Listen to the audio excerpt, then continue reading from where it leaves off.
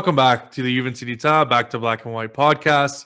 My name is Daniel Aniger, and I'm live from Calgary, Alberta, Canada. And today we have a big podcast. This has been in the works. Unfortunately, we had some flakes. You know, it is what it is. We'll hold it against them in the future, and that's what they'll be known for. But anyways, we got a good cast, we got a good crew, and we'll go down the line. This is no particular podcast. I think again, this is all credit to Mohammed. Thank you for lining this up and getting all these guys in line because it is difficult. But let's do a little bit of a roll call. We'll go top to bottom.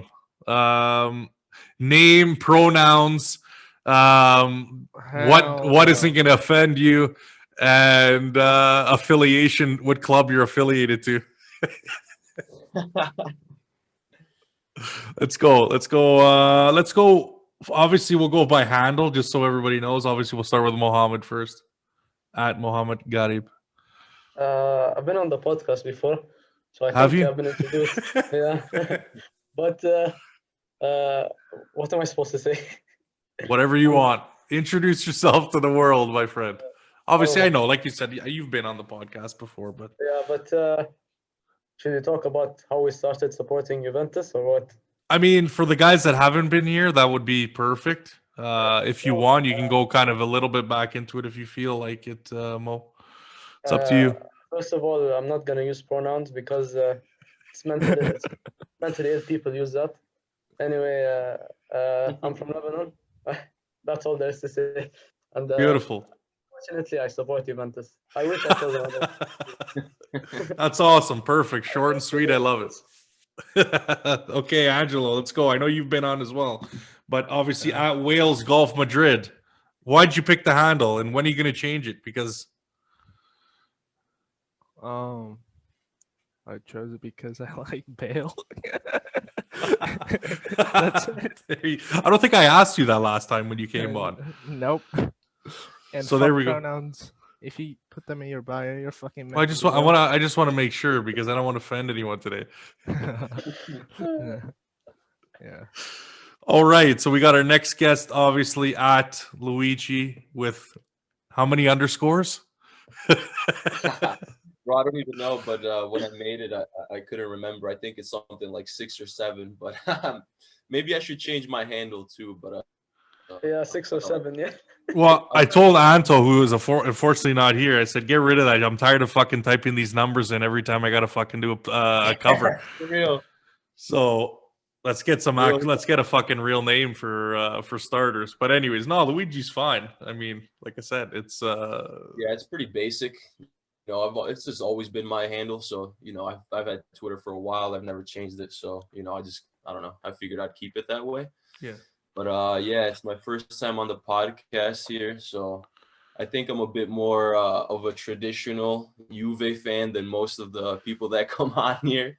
I would I'm not trying to hate on anybody, but I've been following the team since I can remember. My earliest memories of watching football were like the 2002 World Cup. And then, like that following season with Juve when they had Nedved. So, I mean, my dad was a Juve fan. My grandfather was a Juve fan. So, in Italy, you get that from the very beginning. It's kind of instilled in you. Exactly. So, I kind of followed along in the footsteps of what was laid down for me. But, I've always been a Juve fan through the ups and downs, through Calciopoli, through all the bullshit, the banter, whatever, so, I'll always be here. I'm one of those dudes that no matter what happens, like I'll always be behind the club. So that's a little bit about me, but yeah. Where are you from, bud? Where are you from, boss? So I was originally born in Italy. I was born in around the Piacenza and Parma area. So in like northern Oh, beautiful. Italy.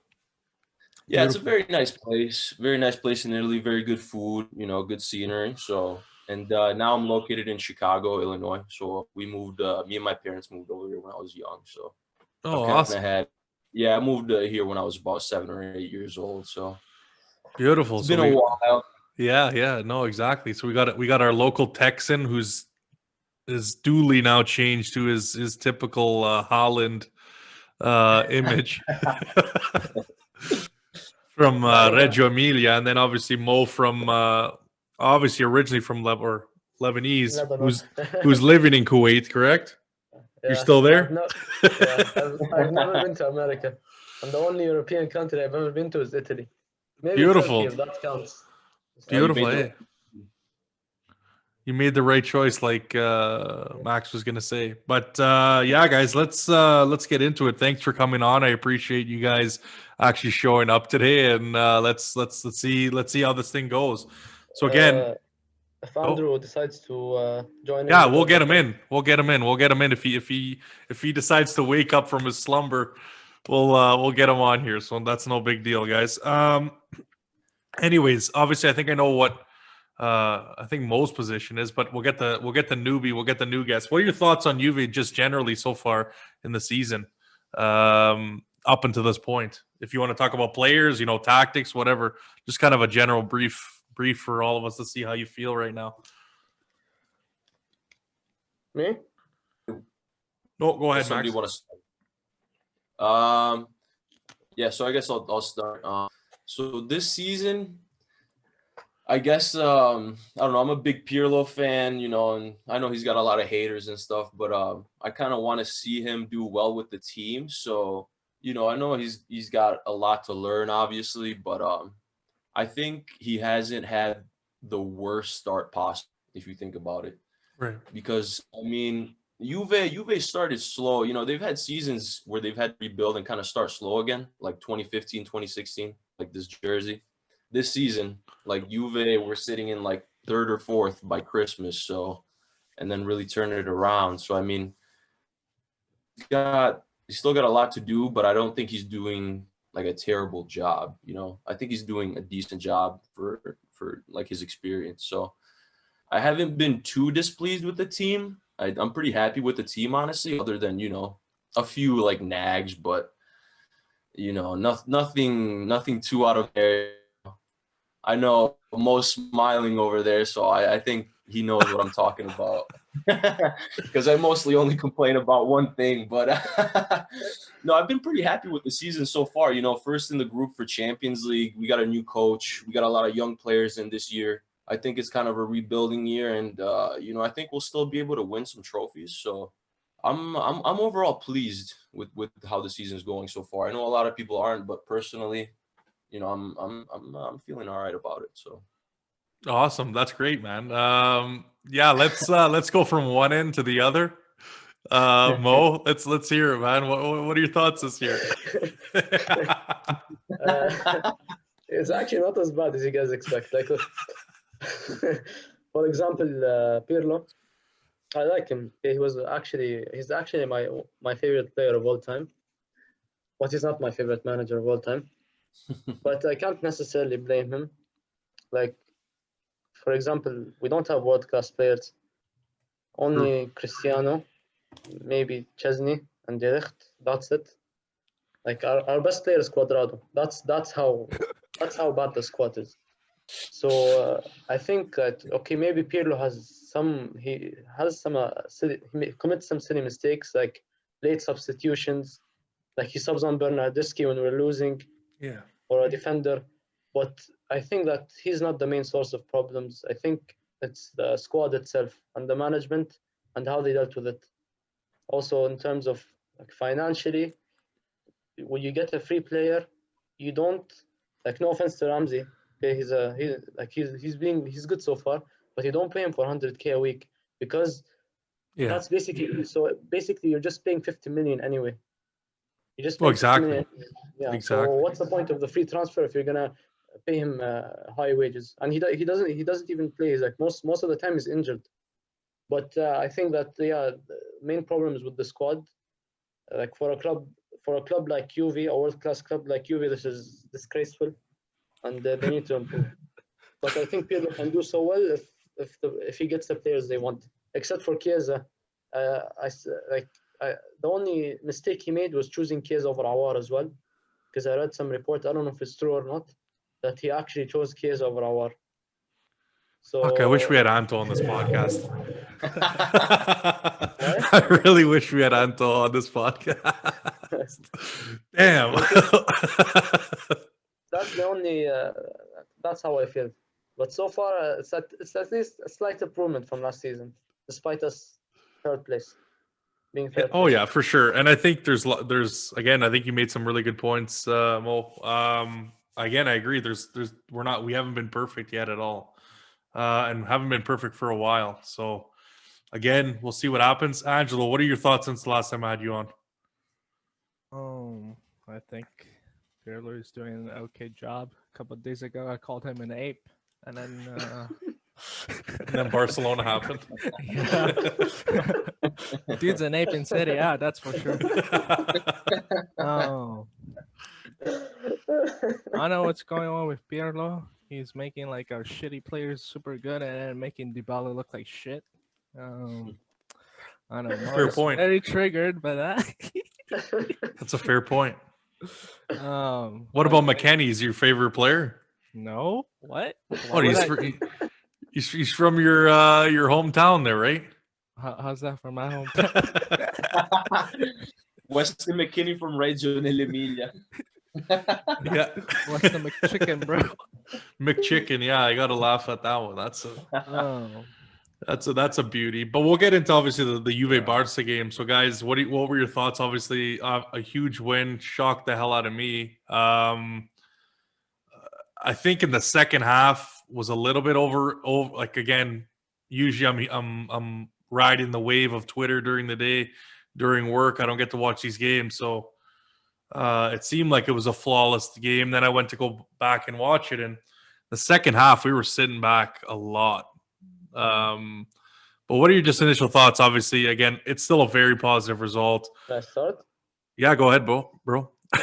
You seem anxious. You seem like you want to get at her, so it's all First of you. all, I want to promote my agenda. Okay. Morata hasn't done anything against decent teams, as we have seen so far. So I think it's just he's all right. I'm not gonna say he's terrible. He's just very overrated. But anyway, as for the Juve Barca game, it's probably the only good game we've had so far. Even I would agree. though we've scored 2 goals by penalties. I'm not saying I don't know. Like I would have expected more, But that's a great first step. I think that's just the beginning of something big. That's what I think. I hope so. Also, Yeah, that would be good. I'm reading verses from my holy books, so we don't get jinxed like every stuff. Hey, whatever you got to do, bro. Whatever you have to do. I think I'm gonna get the Bible and the Torah and read all 3. Just so nothing happens. Then we're covered on all fronts. The Torah last, though. Yeah. No. Who knows? I mean, if you want to read the verses of Confucius, maybe you get into Buddhism as well, Hinduism. You got a couple more religion. You got a couple more religions out there to hit as well. But go ahead, Max. Go ahead. Yeah. So, I mean, I'm pretty pleased with how the Barcelona game went. I watched the first half. I didn't get to watch the game because I was at work. Kind of like you. So Yeah. I was kind of reading what people were saying on Twitter, and then I went back and watched like the 15-minute extended highlight video, which was kind of nice. But even from that, you can tell just classic Juve, dominating the game in the first, and then in the second half coming out like a completely different team, I think, which, it's something that it's been there for the longest time. It's like since I've been watching Juve, man, it's like either one half they get it right, and then the next, it's faltering. So I don't know what it is, but if they together, 2 halves like that first half, then I think they could be powerful this season. I think a lot of people are sleeping on the team this year, especially in Champions League, because a lot of different teams are having issues, not just us, So, Bayern are tying games, losing games in Bundesliga. PSG, same story. They always got injuries too. So, I think people are going to be – I think we're going to get farther this year in the Champions League than we have in the last 2 years with Ronaldo. I really do. Damn. Because I think, first round we got an opportunity to kind of, not get drawn against the top team, but maybe like unless we get Atletico, because Atletico is probably the best team in La Liga right now. But so that'll be a hell of a challenge. But if you get one of those other teams, then we can kind of go through that and hopefully build on that, because I think the team's really getting stronger as it builds this season with Pirlo. So, I think there's a lot of room for improvement, and I really think they're gonna shock some people in the Champions League. I really do. It's kind of a bold prediction, but same thing. It's like the 2015-2016 season, man. Like doing bad in Serie A at first, then you go into the Champions League and you're playing your ass off. Like that game against Bayern Munich, they lost in the quarterfinals that year. Yeah. I mean, that was a robbery. That was a robbery. Like that was a daylight robbery. Like we had the best team in the Champions League. Morata's goal wasn't offside, if I remember. Exactly. Yeah. That was a great goal too. And Lewandowski's goal, he pushed Bonucci, used his hands, he pushed him. Yeah. So I mean, that was one of the biggest robberies I've seen in the Champions League. I mean, recently, and I'm not trying to be biased as a Juve fan. I mean, that was clear as day, and that was the famous Evra not kicking out of bounds, correct? Yeah, yes, Yeah. that was it. Then Patrice Evra still remains one of my most hated Juve players. I love this game. He's funny for that, but my God, I don't know at Juve, but yeah, no, I think we're gonna be able to build on the Barcelona game pretty well and really like roll into our stride, because we have a lot of young players right now, and I think they just need some time to like fit into like the Juve like kind of like way of thinking and like how they play. Yeah, but they have that mentality. Like we have strong youngsters like Kulusevski, Chiesa. Like those guys are like players that are like mentally strong. They already have Serie A experience. Like they're gonna have that growth, soon. So, I think we have a lot to look forward to. Awesome, man. Great points. Angelo, what about you, bud? Oh, pick up. Angelo. Yeah. Juve Barca, what's up? What do you think? Let's get your thoughts. Did you actually fall asleep? No. I was pretty disappointed with the second half. Usually we have like a shitty first half and then we come back in the second half. True. Fucking hitting in the nuts. But... Oh, that's it. Yep. For an Italian, you're one of the quietest Italian. Short but simple. I love it. I can like this guy. I like this guy. No, but for me, I think again, like you said, the only point that I would make as like a devil's advocate is, you look at the way Barca defended was, I would say, subpar. You look at the goal that McKennie scored, and two guys follow Ronaldo, which I mean, hey, that's what we pay the guy for, to draw defenders. It looked like Pjanic didn't even pick up McKennie either. So it was just like you let the guy free. And for most of that first half, I don't know if they were just shell-shocked from what they saw early, but they were defensively vulnerable multiple times. And again, even their shots on goal, like all kind of, again, good positioning from Buffon. He made some great saves. But I think there was a lot to yearn for if you're a Barcelona fan, that's for sure. I think there was also a penalty which wasn't counted for us. It was a handball from I forgot which defender it was. I think it was Dest. I think it was Pjanic. Yeah, they didn't even really look. It was in the first half, right? That one you're talking about? Yeah. Yeah, I don't know. They didn't even really look at him. So the meeting has been upgraded by the host and now includes unlimited minutes. Did you pay? Yeah, I got that message too. Is that what it said? Yeah. No, I might have said I might have to upgrade. That's probably what it said. No, it literally said the host. Yeah, you got a free upgrade, bro. Yeah, and we have unlimited minutes. Bro, I gotta check my credit card. Maybe it went through. No, are you for real? I swear to God. Yeah, I got it. I swear I didn't touch anything. The Chinese just got you, bro. Bro, they got me. They're probably monitoring us right now. Forza Chi, everybody. Let's go. He's the best. He's the best president of all time. Yeah, I don't know. I swear to God. Are you for real? You're shitting with me? I saw something come up. Yeah. I swear to you. Yeah. Okay, well, let's see where it goes then. Let's see if it still goes. Because if it goes past, yeah, I guess. Or no, maybe they're gonna back charge you and they're gonna say you owe $600, or else you'll Right. never get to record on this app again. They would do something like that. But anyways, You know- we'll keep it going. Or they'll say you can't touch the recording until you pay us. But anyways, we'll keep her going. Fuck it. Let's There's roll something I with it. want to say with the Juventus Barca match. I think that both Luigi and Angelo said the same thing. It's about Juventus play good on the first half, Yeah. then the second half something happens to them. I've When read, we have a lead, I think is usually Yeah, what it is. we have to yeah, lead. I've read I've read a statement which says that in the first half it's the players that do the work. Then the second half it's the managers that do the work. Interesting. That's a good statement. So Interesting. maybe it's the manager's fault every second half. Or maybe I'm just No, it promoting my could. agenda. It could be. It could be. I mean, I think Pirlo definitely needs a little bit more time to get his team under control and Yeah. just kind of playing the Like- way he wants. And that's because we have we're starting the youngest team we've ever started in like I don't know how long. Like this is the least amount of experienced players we've had in the lineup. You know, years. It's not Like just that. It's like, okay, I understand. I understand that. Like he's okay, he's doing decent so far, but we're a football club. Like Juventus is a professional football club. It's not an academy. You can't just appoint a manager who has the same experience as us.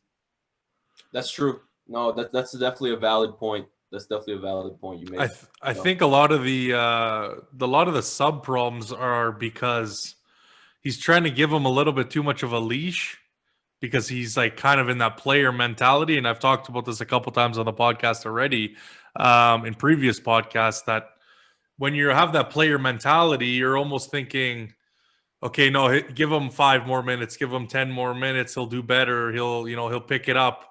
Whereas a coach with his experience says, you know what, that's his day. I famously look at Bentancur against who did we play before Barcelona? It was Was it Torino. Benevento? Yeah, exactly. No, in the Derby della Mole. Exactly. He was not having a good game. Kulusevski was not connecting with Dybala at all. And again, at halftime, you have 5 subs now in this new kind of COVID era, for whatever you want to call it. You got to make those decisions at halftime and not be waiting, because that could change your game instantly. And I don't know, for whatever reason, why he didn't want to play Artur. I still don't know why. But that's something, again, subs definitely he's still got to correct. I find when we get in a horrible groove, like in a game against Ferencváros, we did not change that. So again, there's lots of stuff to learn. It seems great that we got it right, but again, I still want to see 3-4 more wins coming up on the trot where we're actually looking good to actually say, okay, we're improving. If we go back in a game against Genoa, who seems like they're down and out, being in 19th place with, I think, 6 points. Again, I wouldn't be surprised if they gave us problems at all. What are your guys' thoughts? Anyone? Yeah, I guess I can start. So, yeah, I mean, I can definitely see where you're coming from. Juve, especially this season, with the players they have, are going to tend to play down to the opposition they have, I think. But, and that's kind of a trend we've seen the whole season. And, I think that is up to Pirlo to kind of shape the players he has a little bit more to kind of overcome these things. Which, I think he can, but, he's just such, I mean, this is first year coaching, so it's such a big task for him, I think. Yeah. That he's really doing I think he's doing the best he can right now, with the experience he has. So.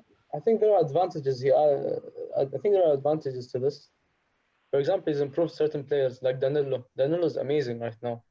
That's true. Remember last podcast I was hating on him. If you remember? Yeah, that's true.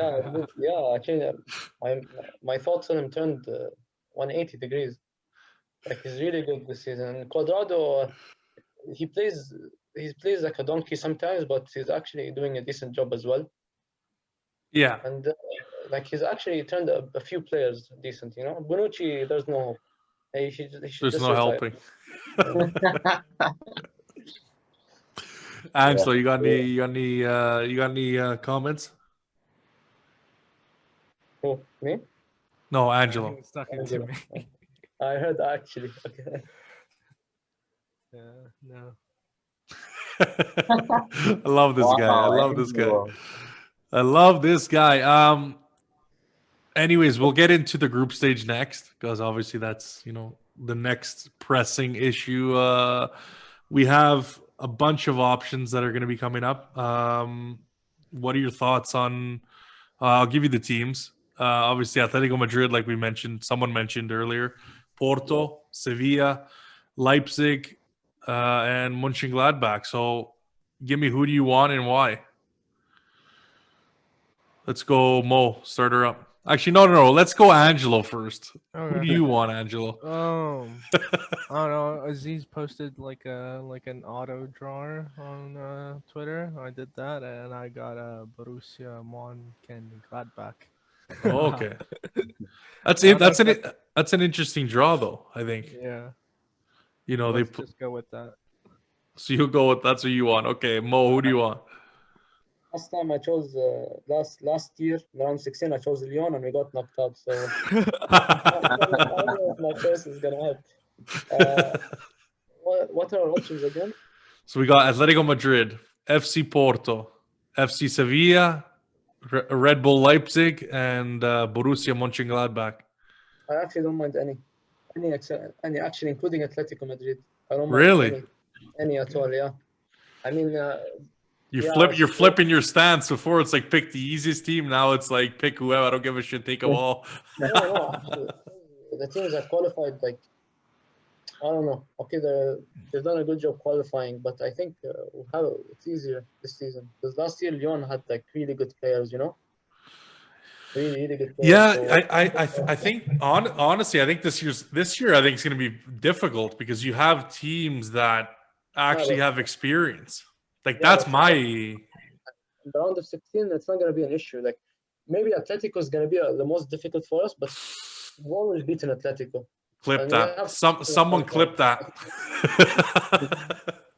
If you're watching, clip that. Round of 16 won't be difficult. At Mohammed Garib, tweet it out, pin it to your profile. That's something Angelo would do, to be honest. Yeah, he would. Weirdo threads he makes. Anyways, Max, go ahead, bud. Who do you think? I mean, even if you want to, bring the discussion, if you want to say who would be the toughest or who would be the easiest, and who do you want?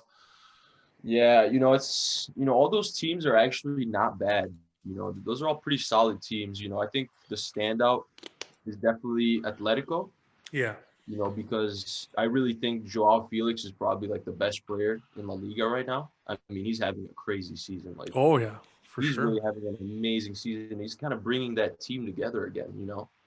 It's kind of what like Griezmann used to do when he was at Atletico. Exactly. And that's kind of scary, because you got a really powerful forward that's bringing the whole together that can be dangerous. And our defense. I mean, we're gonna get scored on. We're probably gonna take some goals. So I mean, that's probably like the scariest challenge for me. And that if we get drawn up against them, I mean, that'll be a tough game. That's gonna be like a bloodbath. Hands down. But that's gonna be a war. But classic Juve Atletico, just a war. Like that group stage, which was like literally no goals. I think it was like 1-1 was like the aggregate over the two games in the group when we had them. I think that was when we had those ugly ass lime green Nike jerseys. I remember that. I remember that. Yeah, that was a long time ago. Yeah, I think it was like 14-15. I want to say 14-15. Spot on. Fucking ugly ass. I don't know what Nike was doing that year. Out of all the jerseys they made were beautiful, but they had to come up with some bullshit color scheme. That green one was bad. Yeah, but the home kit is actually my favorite. Oh, exactly. I agree 100%. And the blue kit was actually kind of nice too. That's why I did not know why. I think Roma got like an all brown. Like Galatasaray had an orange one, which I guess is not horrible. Some club had like a pink, like Barca. just pink. And then there was, I think, Atletico. Did they have one yet? I can't remember. Maybe they weren't with But yeah, it was just awful. But yeah. Stupid. Something like Adidas is doing, like these stupid, like, oh, let's make 5 kits for all the same, and we'll change them slightly for all of the big clubs because we have no creativity. But that's for another day. But for me, again, I think spot on. Atletico is going to be the toughest game. The tough part about them is they've got their mojo back. You know, they're first in La Liga. I think with a game in hand, a few points, so they've been playing really well. I've been watching them because I'm a closet fan. But actually, if you actually think about it, there's no competition in La Liga right now. Both Madrid and Barcelona are in a terrible situation.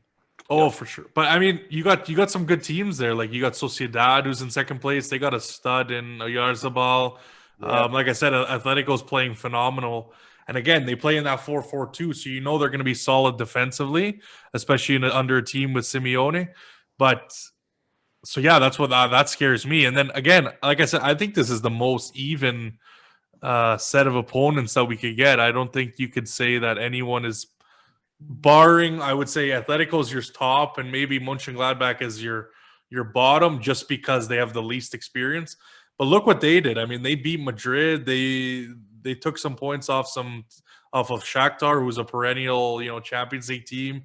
And then obviously they were playing against Merda as well, which is, not a shocker. But so again, look, you get matched up like a team. Obviously, we've beat them in the past. RB Leipzig, again, another team that's, what if they get that young kid Dominic in the winter window? That changes things because he'll get to play. Sevilla, I mean, perennial Europa League winner. European experience. They've beaten teams that you'd think. And then Porto, again, I didn't really watch them this year, but again, it's a pretty solid team, the Portuguese champions. So again, I don't know. I think this is, there's really no out. Maybe, like I said, Mönchengladbach, and hopefully the club can prove me wrong and they just slaughter one of these teams. But I don't know. From what we've seen against Ajax, from what we've seen against, obviously, like you said, Mo, from Lyon, I don't know. I'm always holding my breath with this team. Obviously, I don't think it's going to be the same as the previous seasons because last seasons they were actually, you could actually see how good they were. I think that this season everybody had easy group stages. For example, we're even. Who qualified in Inter's? Which one was Inter's group? Well, Madrid. They went through as top. Yeah, Madrid and Shakhtar and. No, Madrid and Mönchengladbach. And then Shakhtar went to Europe. No, I mean the group stages. Yeah, Madrid, Shakhtar, Mönchengladbach, and Inter. So and like, okay, Madrid was the only hard thing. We know how bad Inter is in Champions League. Antonio Conte, and Shakhtar. So I think all of them qualified is because they had easy group stages, not because they have talent like Ajax and Lyon. I'm not underestimating them, but I don't think we're gonna eat shit like we did. Actually, talking about that, RB Leipzig actually made it out of a pretty harder group, I think, because United still has talent. They can still give you problems. Yeah. And you got PSG and Istanbul, which is, they took some points off people. Yeah. So Leipzig kind of they were kind of an underdog in that group, and they made it out. I think I do not want to get drawn up against Leipzig. Well, Leipzig always got young talent, right? Like, yeah, man. I think an exception. Yeah, they're an exception. They have a lot of pace. It's a very pacey team, which I think could actually expose our back line pretty badly. So yeah, Angelino and what's his name? Dude, they got a few Asian guys too, like the Korean guy, their striker. That guy's really good. I mean, and they got good defenders too, like Upamecano and Mukiel. Yeah, that's right. I forgot about Leipzig. Yeah, they're an exception.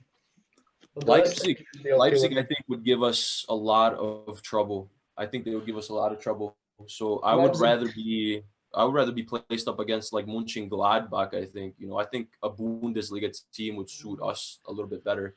Yeah, I'd agree. I think that's the easy choice, right? Yeah, Leipzig would dominate us, I think. Leipzig is dangerous, man. They got good players.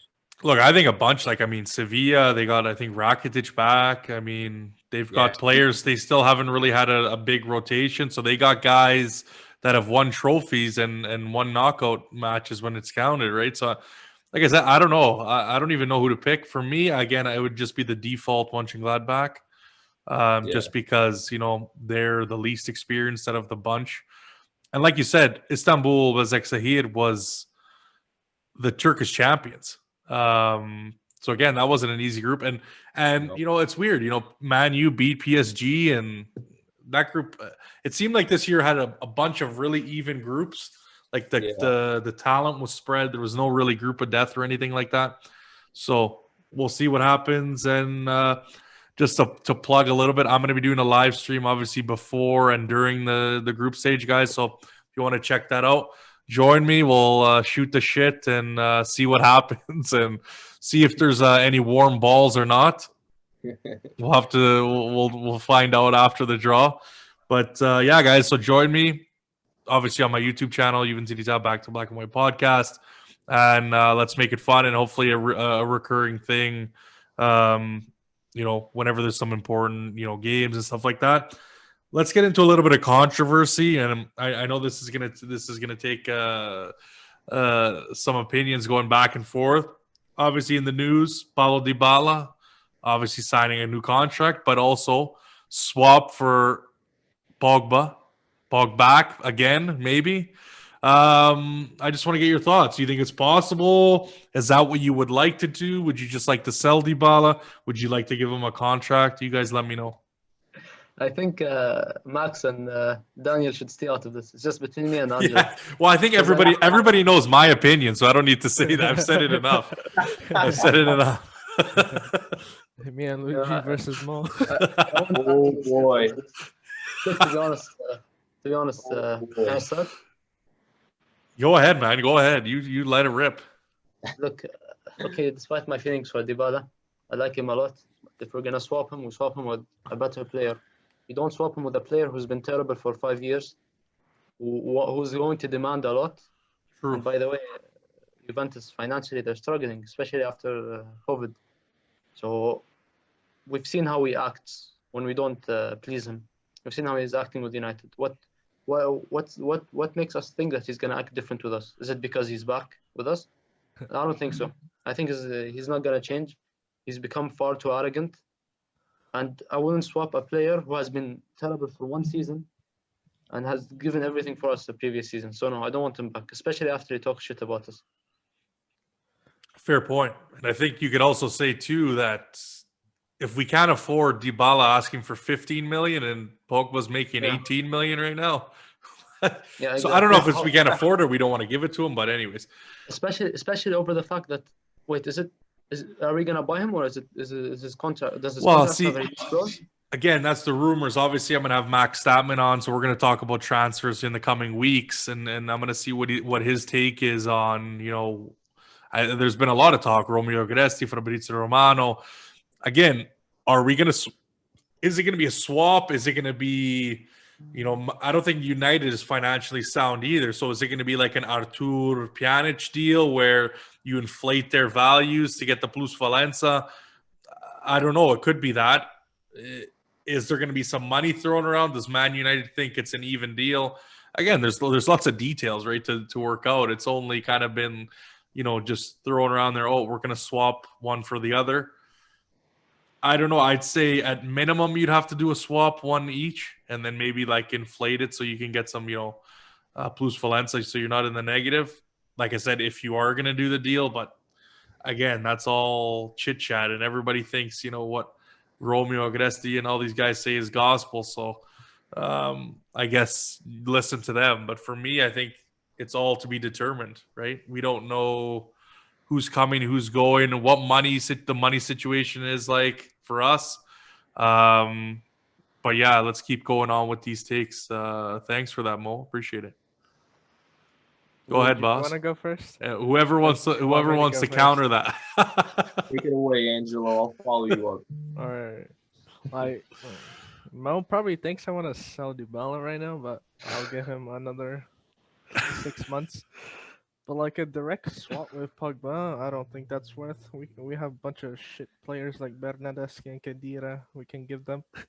What do you mean? Bernadeschi's a world class talent. What are you Oh talking yeah, about? my bad, bro. 6-time Ballon d'Or winner.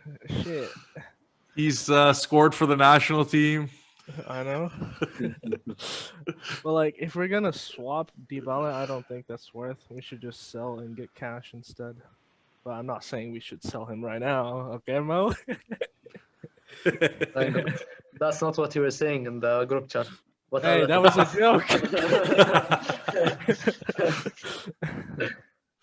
Busted. No. He prefers Morata over Dybala. Oh, I don't like Morata. I don't know why. Yeah, why? Like the guy's talk shit. banging goals, man. I know, man. And he celebrated against us, and after that day, he was my favorite player. I loved him so much. Even after he left, I was actually watching his match just because he's playing. But after the celebration against us, after he fought with Chiellini, خلاص. So that's an Arabic word. Means enough. I can't like him anymore. Even if he makes us win the Champions League, I'm still not gonna like him. Because Come on. he humiliated all of us, and then he came back like a dog. To be honest. Yeah, but he had no choice though, Mo. Okay, but he had a choice whether to celebrate against us or not. That offside goal. Yeah, it was offside, but he still celebrated. Fair enough, but I mean, he's been playing with them for a while too. We made this career, by the way. I would say, yeah, I agree. I'd agree with that. Yes, Yeah. we did. Yes, we did. Definitely. Go ahead, Max. Yeah, I mean, on the Dybala topic, I've always been a man. Like when I was younger, I loved Dybala, man. That was my favorite player when he came to Juve. I was like, this guy's gonna be the next freaking Messi. I was like, this guy's amazing. It's like this guy can do it all.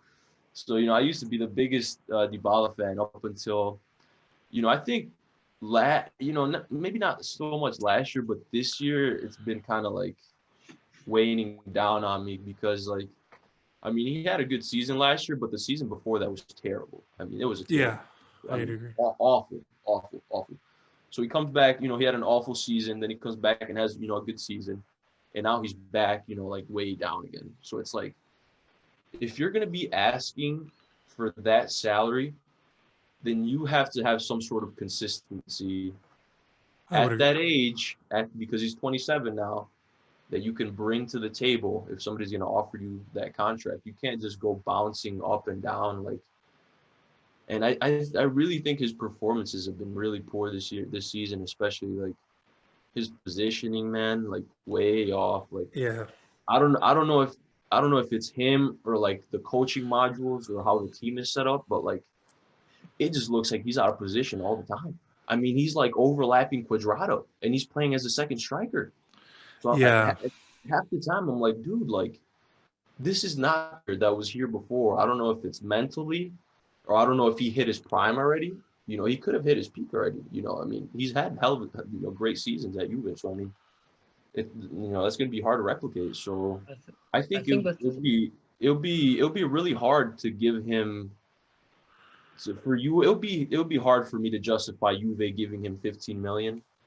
Yeah.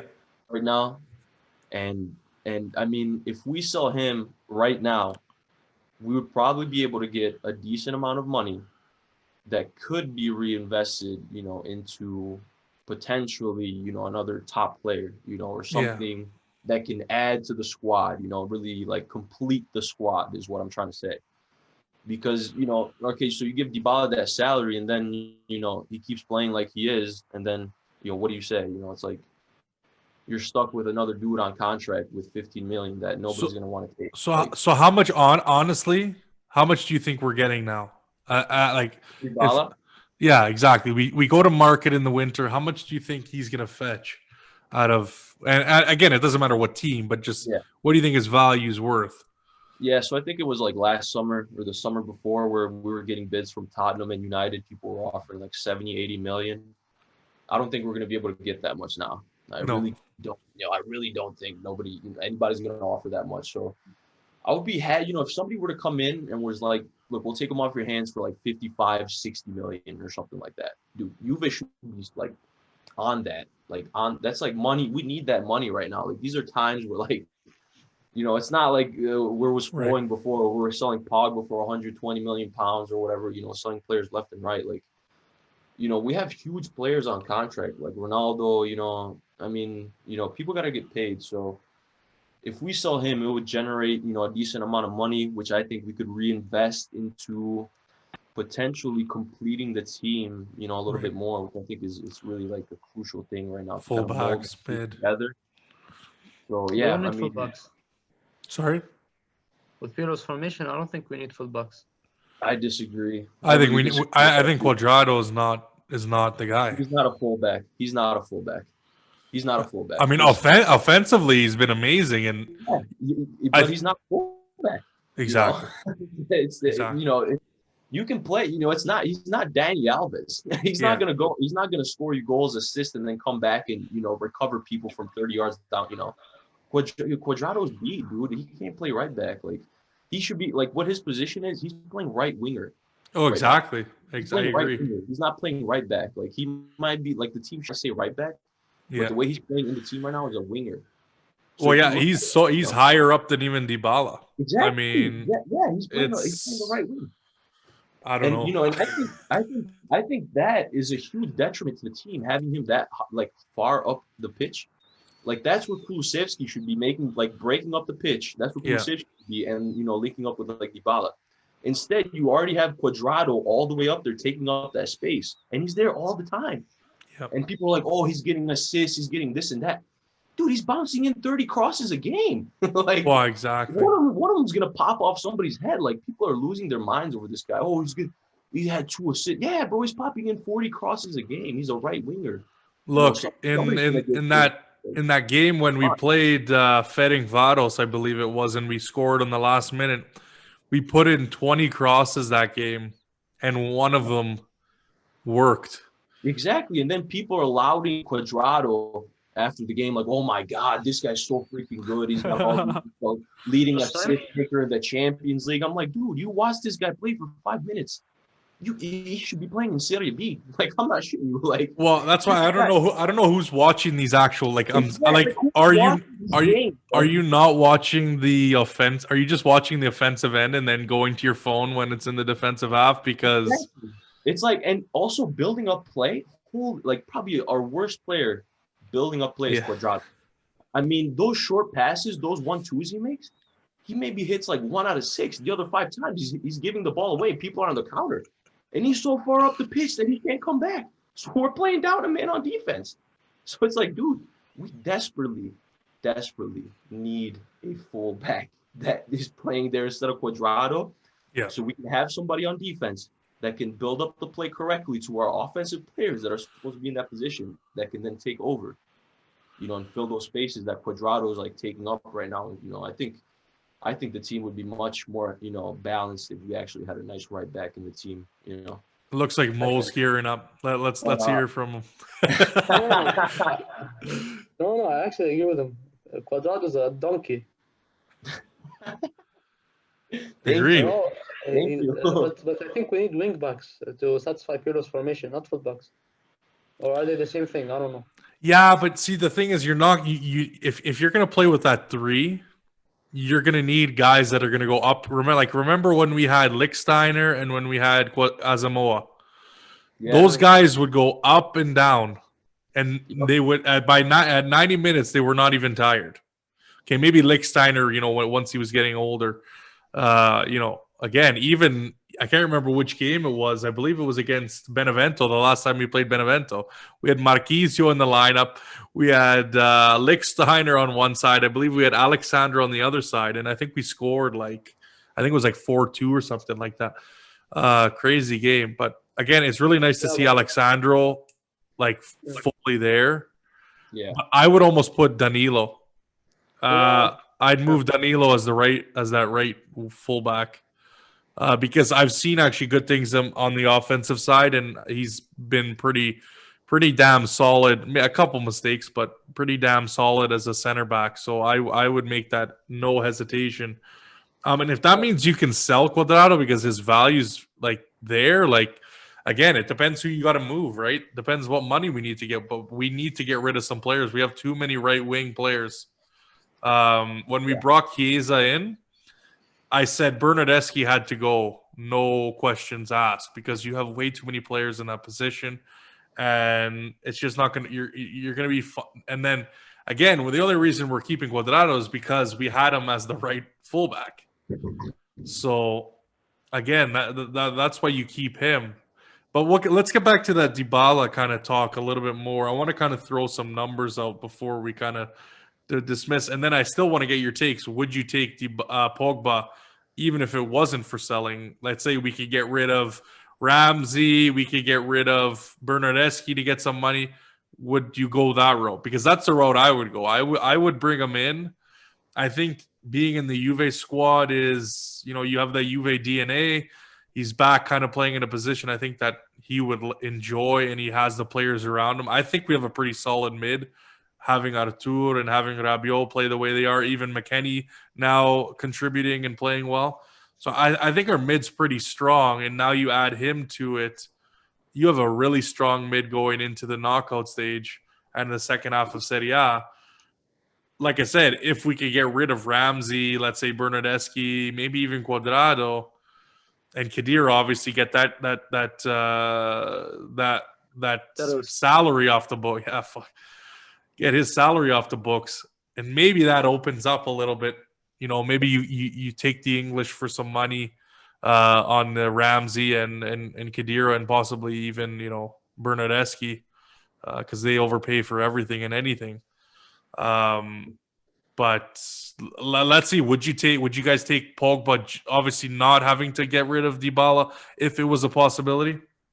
No, I wouldn't. Still no. Okay. No, because there are better options than Pogba. Okay, maybe he has a UV DNA, but the last time he was on good form was 5 seasons ago. Yeah. So what makes us think that he's gonna magic? I repeated that, I think, but he's not gonna magically become good, world class, Yeah. So let's not risk that. It's a big risk we're gonna take, especially that we're gonna offer him high wages as well, which is something Juventus lack right now. But there are actually better options. There are players like Locatelli and Sassuolo. Locatelli is magnificent. But does he have the big game? So again, I've discussed this. I got into it with Jake Vinciaguerra, who's a big Sassuolo fan, and what my opinion was, I'm not saying let's go dive right in. Let's look at the options. Let's see who's the best, who's going to take the most salary, and then let's make the decision. And I agree. He's having a hell of a season. He's had a hell of a couple seasons. But does he have really what we're looking for? And does he have that big club experience where he's playing 3 times a week and worrying about the Champions League and facing that pressure and that noise, as well as being he's really only just started with the Italian national team as a starter. He doesn't, but he has to start somewhere. True. He has to start somewhere, and I think Juve is the best option. You have to get him before another team gets him, and his price becomes high. I think his price is already going to be higher than what it was, let's say, last summer, when apparently we could have gotten him, but typical Juve move. Max, what are your thoughts on Locatelli? Yeah, I really like Locatelli. I think he could fit into this younger Juve side really quick. Yeah, I think he's a player with a lot of natural grit. He's already been through a lot as a young player. He made it. He made it through the Milan youth ranks. Through the banter era. Yeah, he kind of. I mean, he was a prominent. People were still like thinking highly of him at the time, but prospect. But so I mean, he's kind of been through some adversity as a young player and kind of like reinvented himself as Sassuolo. Kind of brought himself back, which is really like a strong character that you want to see in like young players that have kind of like been through that. Because some players make it through those youth systems and flop and then really like never make it like back up again. But dude, Locatelli, I mean, he's made his place in Sassuolo. I mean, the top of Serie A right now, or second, top 4. I mean, they're playing great football. So, and he's got himself into the Italian national team, which I mean is no joke right now. It's no joke. It's a good team. So I really think he's got a strong mentality that can really fit in well with the Juve mentality and with this like younger Juve team that we have. So, I mean, dude, if we can get him for like 30 million and get like Khedira, Ramsey, these people with high wages off the books, man, that would be a great replacement. Yeah, we're cooking. Great But what about Pogba? Would you do it without obviously having to get rid of? I'm guessing you probably would say yes if you didn't have to get rid of Dybala and if we could afford it, right? If like we could make the money work, or Yeah, would you, or do you not want him on the team?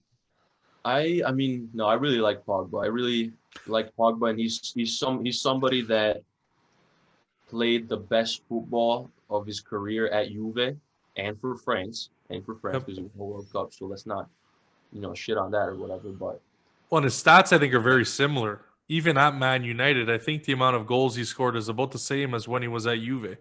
yeah, so I can't remember who posted that, but anyways. Yeah, ahead, I mean, boss. I really think like since he's gone to United, like he's received so much criticism like from everybody, and then you got 2 or 3 seasons under Mourinho was playing him as the deepest midfielder in the squad. Like Dybala. Like, that I mean, yeah, it's like you're murdering the player's potential. Like, dude, he's a mezzala / like Cam. He's not a DM. He should not be playing DM. Like, Oh yeah. his strengths are like going forward, holding up play, and opening up play, like getting past players too, because his dribbling is really good. And that's something we're missing in our midfield. Somebody that can beat somebody like one-on-one right there. We haven't had that since Marquisio and Pirlo and Vidal and Pogba left. We had a midfield that could run through you. Oh, now exactly. Now we have people just passing it back, passing it sideways, and I kind of like to see a little bit more intensity in our midfielders, people that can go back and forth, Yeah. Not just like an Arthur that's just sitting in the hole, like spraying passes back, forwards, And I really think Arthur is like 95% useless in the offensive end. Like, You think so? Okay. I mean, I haven't seen him play like these like nice passes or anything else like that people are trying to laud him for. Like, I see him mostly just sitting back and kind of like starting up play. I really don't think he's what we need right now. I really think we need a much more physical midfield like Rabiot and McKennie. Yeah.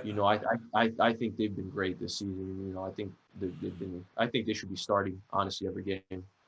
You got McKennie has a lot of intensity. He can get it done defensively, and he can still climb the pitch, and score goals like he's shown, And you got Rabiot too. He can get back, and he's nice and lengthy. He can get past people. He sets up play. He kind of scores goals too. He can get forward. Like, he's got that intensity. So, I really think a player like Pogba would fit in well with what the team is trying to do essentially. Yeah. I think it would complement the team. Especially on the left side there. Yeah, man, we're missing something there, Which is what really he famously did, right? Being the left center mid there, and he was always able to just kind of move up, and he'd have the cover and obviously Pirlo and whether it be Vidal or Marquisio, but he really played well off the left, and I mean that's why you saw so many of those bangers, just pushing up and just letting them rip. It's unbelievable what he was able to do. But yeah, I would agree 100%. But again, it's got to work financially. That's the thing. Unfortunately, in an ideal world without COVID, and everything else going on, we possibly could get something like that done if we got certain players with high wages off the book, like Khedira, Bernardeschi, maybe a few other deadweight players that you could bring in somebody like that potentially. And, I think it would add a lot to the team, but I think right now, it's just, I think it's impossible. I really think he's going to go to Real Madrid. Well, that's what I've actually posted recently is I think we're hearing, even it's funny when he left, there was millions of reports. Oh, he's not going to leave. He's not going to leave. He's not going to leave. He's staying. He's talking to Marco on IFTV. Oh, I'm not staying. I'm staying. Don't worry about it. Then he goes. Now all of a sudden he's coming to Juve. He's coming to Juve. It's done. Swap. No swap. We're just going to buy him outright. Literally, I have a feeling it's going to be like on the last day. It's going to be like, oh, he signed for Real. Yep. Everyone's going to be like, what the fuck? He's always said that he's going to Real Madrid. Like he's been saying it every year actually, and Manchester United fans are getting annoyed. He's always saying, "I would love to play for Zidane. I would love to play for Real Madrid." He says it every year. Well, he wants to go on a second vacation.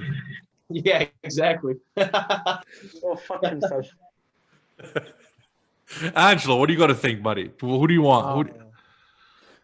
Why do we have to go for Pogba when there's Aouar? He's cheaper and younger. That's a good point. That's a good point. We didn't even talk about him. Yeah, I think he'd be, and I like that he's got the Champions League experience, right? That's kind of my point of why we still should keep him in. And I think they're all going to be around that same kind of money mark. Maybe I'm wrong. Again, what these clubs discuss, when the final numbers come out, it's all news to us, right? But from what's being reported, it seems like they're all going to be around that same kind of 50, 60 million mark, right? So I don't know. We'll see. Yeah. So it's either Aouar or Locatelli that we should get in the winter, I think. So yeah, I was gonna get into that next. What do we need? So you're going midfield then? Yeah, or like a right back. I don't know anybody that's good. No, I think tough, what we need is we actually need two things. We just need one midfielder. We don't need to buy three of them. One world-class midfielder is enough. Right. We have pretty good midfielders like McKennie. He's been pretty good. Arthur's been pretty good. Bentancur is out of form, but we still lack creativity. We don't like as much creativity as we want. So maybe I said Locatelli, but I'm saying Locatelli and Aouar realistically. But as me, like as a player who I really, really want is Milinkovic-Savic. That's a good show. I think he would be a cheaper option and a much better player than Pogba. He would help us a lot. And also, we have Ronaldo as a forward, but we need another one. Like I said, okay, my agenda aside, Morata is not. We don't need like a Morata type of player. We need like I bet maybe like we don't not necessarily Lewandowski, but we need like a type like Lewandowski. Yeah. Like there are many world-class strikers we get. Morata's good, but he's not world-class. And we need to win the Champions League. We don't need to win Serie A. A player like Morata is not going to win us the Champions League. Agenda aside, seriously. Yeah, but doesn't he have like the second most goals in the group stage, like 6 goals? Come on, you think more than Lewandowski? I was actually shocked that he wasn't in the top of the group stage there on WhoScored.com. Just shows how much they know. They put Messi there. They put Ronaldo there. But I don't know. I mean, I think right back, I think you guys hit it on the head. I think it's going to be tough. I think it's going to be tough to hit someone, but we can't depend on Cuadrado every time. We can't. Because Cuadrado, like Luigi said, he in every 10 crosses, only one successful. Yeah. Yeah. Also in terms of defensive, he's not that good defensively. Just as forward, we have Alexandro, who's good defensively, but he's not good at offense. Well, actually, you know what? This year, I think he's changed his tune. That's my guy. Don't be talking about my guy like that. What about Shabota? What happened to him? He hasn't been playing. Well, I think your starters come back, right? So, like, I mean, I think he'll get his time. I think he'll get his games. I wouldn't be surprised. I know he's not pegged to go in this game, but I think he'll definitely should be there. I just received news that Dybala starting. But I've heard it go back and forth. I'm gonna have my preview with Daniel Janikas tonight, and he's telling me we're gonna talk about it, but I don't know. It's going back and forth. I've been hearing Sky Sports said that he's gonna start. Grazie also said it. Okay, so that's a little bit. That's a little bit. I know Sky's been wrong a lot, but they're always wrong. Yeah, there you go. There you go. But so I don't know. I wouldn't mind seeing Frabot in this game. I know Sky's put Alexandro in there, and Kulusevski on the right and Chiesa on the left. But we'll see. Sorry, a player who can play as right back, and we don't need to buy anybody at all. We just need to recall him from Genoa. Wow. Good. You can beat that drum again. Problem solved. But of course, we have monkeys at the management. That's a polite term for them. That's what I think. I agree 100%, man. I think And they've dropped the ball a lot. What's so special about Cuadrado? What's so special about him? I really want to know what's so special about Cuadrado. Hey, he can dance. He can do a sick salsa dance. Do I gotta post the the when we were wearing those fucking cloud blue jerseys that are just still trash? No, man. Romero is needed. Romero is needed. I think Romero is going to be a hell of a player, man. It's like everybody we give away, right? Pellegrini, but we have Alexandro, so maybe as a substitute he's decent. But I still don't get.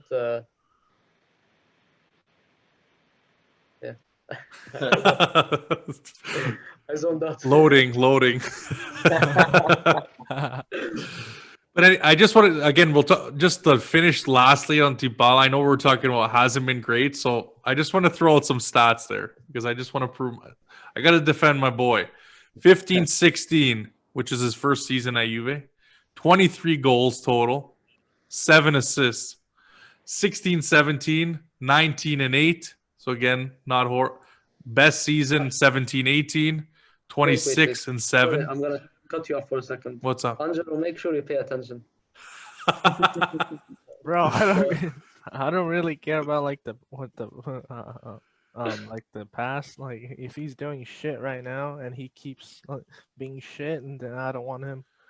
Yeah, but if he's playing him like Allegri is, then obviously he's gonna still be in shit. You know what I mean? Like if you're not putting, I don't know, me personally, I don't think he's getting put in the right position. You see him dropping back. I don't think that's a coincidence. McKennie's higher than him. Well, exactly. Like so. Anyways, then we get into the 18-19 season where he was 10 goals, 2 assists, which was awful.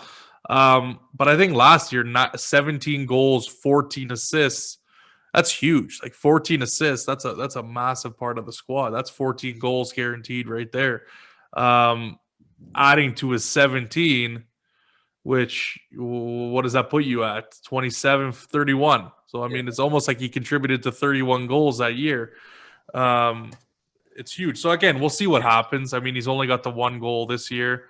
And it's not looking good, obviously, with Morata playing so well. I don't think he's going to get a start, so he's going to have to work his way back. But I don't get why, and speaking of formations, I don't see why we have all three on the pitch at the same time. I don't know why that hasn't been tried yet. What are your thoughts on, and what's your ideal formation? How do you want to see? Do you like the 4-4-2 / 3-4-1-2 or 3-5-2 in possession? Is that okay with you guys, or how do you want to see this roll down the line?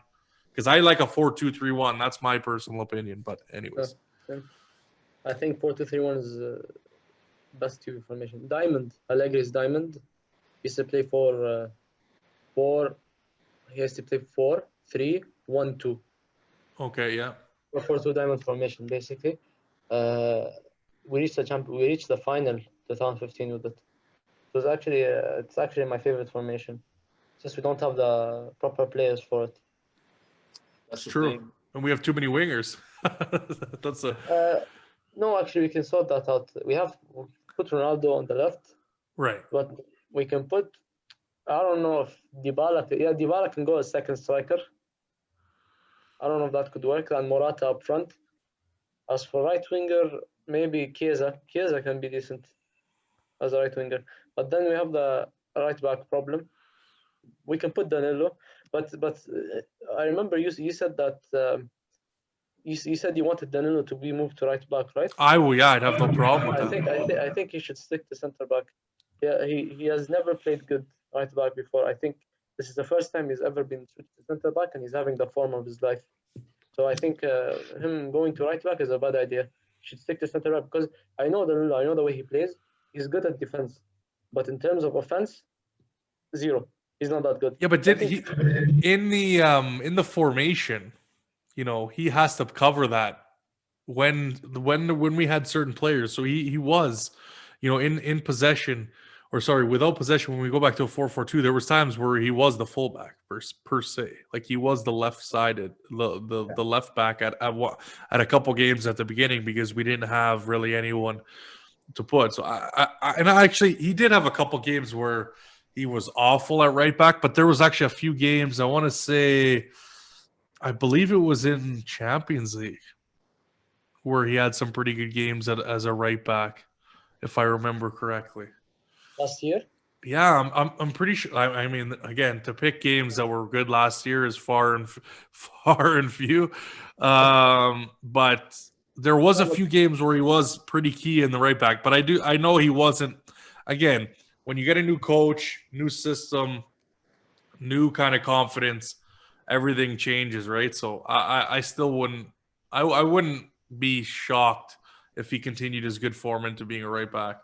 Again, we're open. You know, that's a consequence of the formation we're playing, and especially cohesively, we're not there yet. So, realistically, I think that we have to choose between. I think that realistically,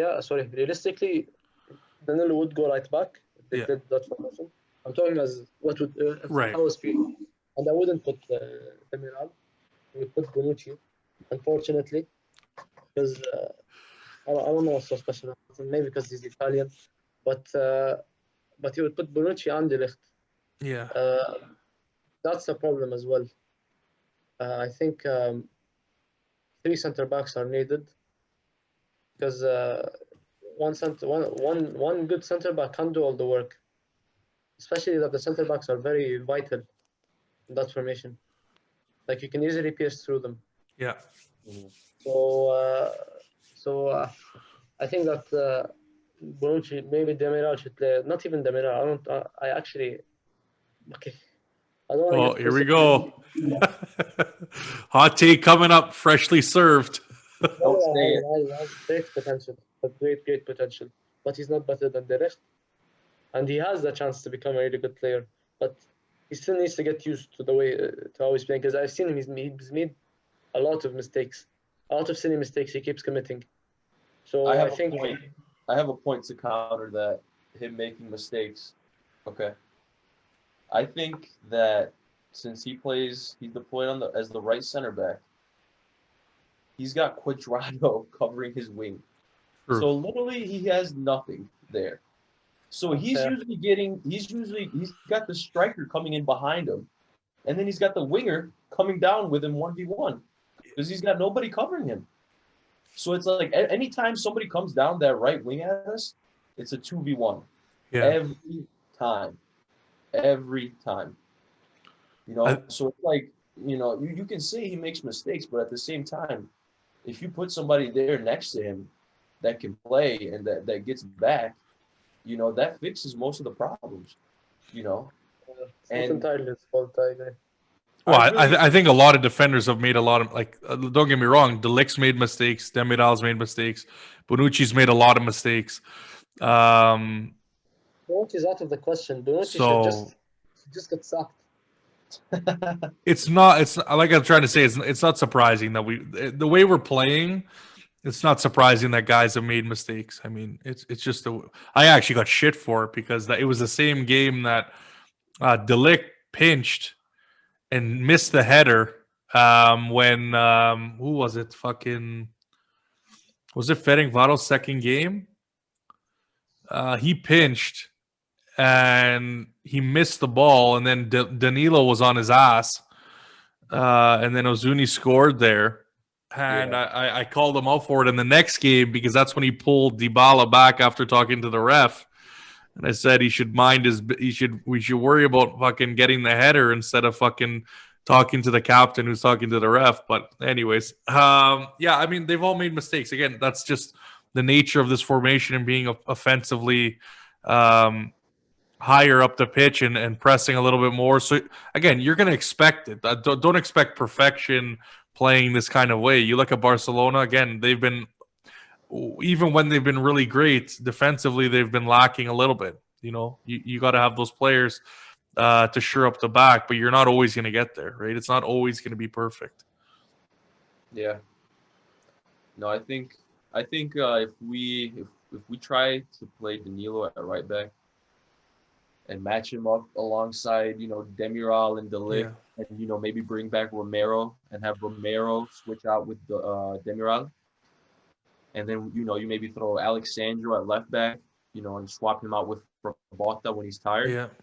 Dude, I think that's the best way to go forward. Like, I really think the 4-4-2 is like what this team is set up to do.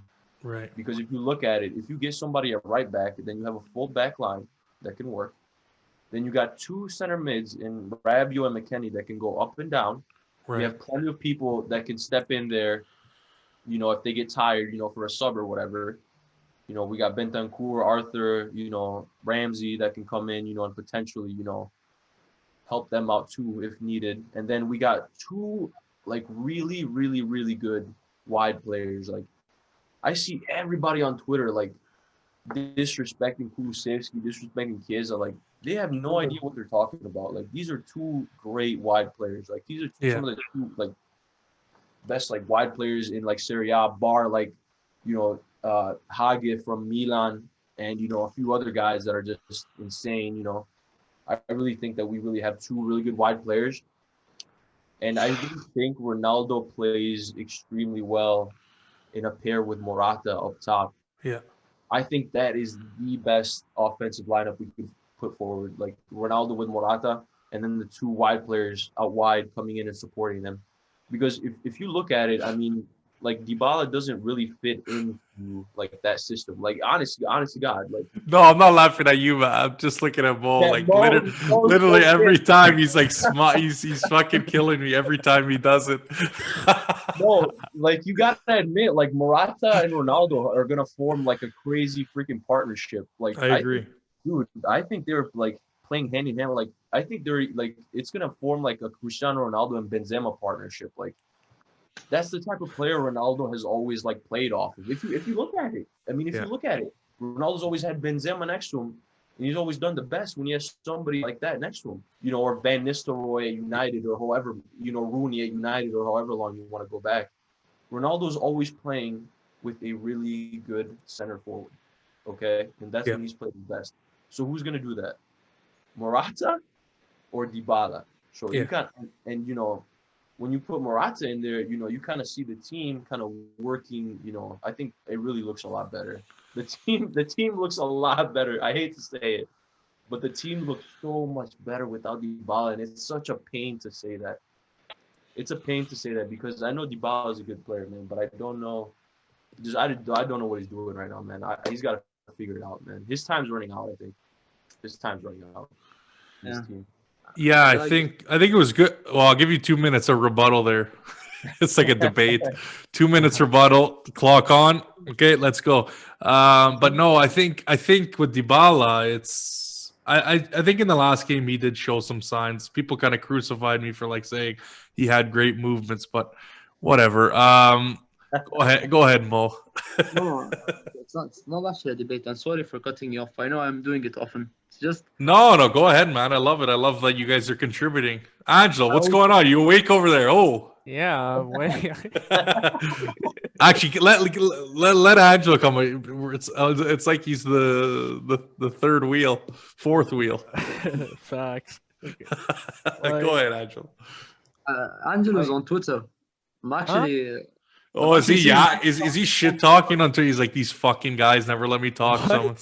Angelo, get off Twitter. I'm not even on Twitter right now. I've seen him like a post 10 minutes ago or something. That was 10 minutes ago. He's got your notifications on. Bruh. Go ahead, Angelo. Like, Dybala was doing really great playing under Sarri, so I think we should bring him back, Get the fuck out. Only for Dybala. Literally, Juve Twitter is just fucking exploded off of that comment. But yeah, like 4-2-3-1 or like 4-3-3, and then like utilize everyone. Yeah, I think you're right though, because I think personally, we look. It's tough because we see how. Well, I wouldn't say how well we've played because I think we've kind of played average for the most part. Like we've looked good in a lot of moments, and it's nice that Ronaldo and Morata have been scoring. But I wouldn't say this team, hand and fist, is playing spectacular, so to speak. Like there's been a lot of times where individual brilliance, Ronaldo stepping up and scoring has really saved our ass, and that's what has made the 4-4-2 look good again, with some adjustments where we can get some actual players and actual fullback. Okay, maybe this thing works out perfectly, but I still think we're not 100% complete in my opinion. Again, there's lots of time, but Angelo, go ahead, buddy. Continue on as I cut you off. Also, like I don't know what Pirlo's doing with Kulusevski. I think he's wasting him. I think he like plays either right wing or like number 10, right? Yeah, I don't think he's a number 10. I don't think any of those guys are number 10s, to be honest. Oh, I thought I read Andor is somewhere. playing. Wait, what? Kulusevski's playing as a wing back. He's playing as a wing back, right? Yeah. I Yeah. don't think it's like the correct position he should be playing in. Okay, but let me cut you off for a second Yeah. right there. He's like he's not playing good because he has freaking Cuadrado on his ass trying to overlap him all the time. Yeah, I would agree. Playing the That's fuck true, back. too. Like he's not allowed. Like dude. Okay, I'm from freaking Parma. Okay, so I watched like every Parma game the last like 2 seasons. So I've watched this dude grow from like being a freaking nobody to having 20 plus goals and assists last season. So Mhm. I've watched this dude play. Like I know what he can do in Serie A. Like this guy's freaking good.